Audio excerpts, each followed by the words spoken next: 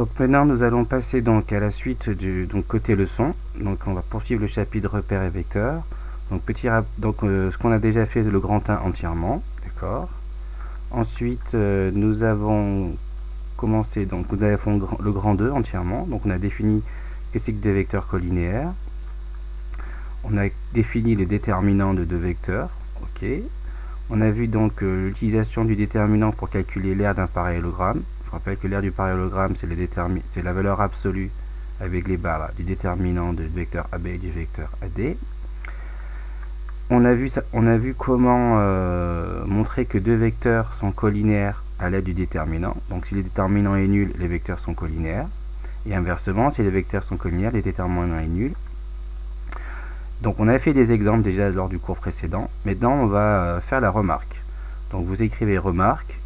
Deux vecteurs sont colinéaires si leurs coordonnées sont proportionnelles. D'accord. On peut voir ça aussi comme ça.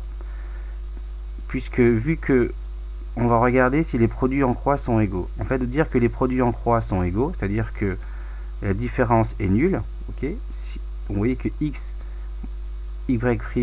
fois y' moins x', c'est-à-dire ici x' fois y, et la différence vaut 0, ça veut dire que ce produit là, xx', est aussi égal à x' fois y.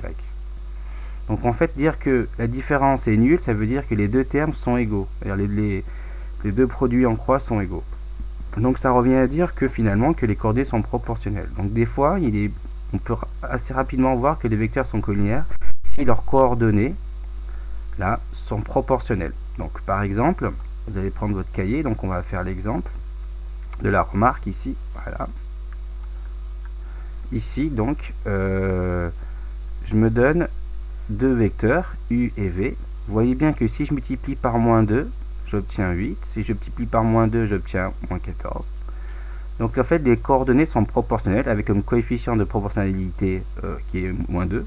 Okay, parce que je passe de l'un à l'autre en multipliant par moins 2. En fait, on a donc que le vecteur v, c'est moins 2 fois le vecteur u, donc les vecteurs sont colinéaires. Vous voyez, si je vois tout de suite un lien de proportionnalité entre les vecteurs, je peux dire qu'ils sont colinéaires.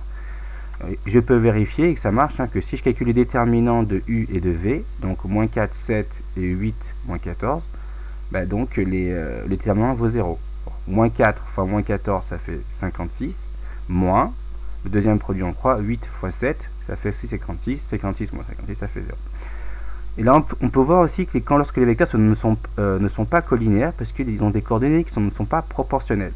Si je regarde le deuxième exemple, u c'est 1, 3, et v c'est 3 moins 9.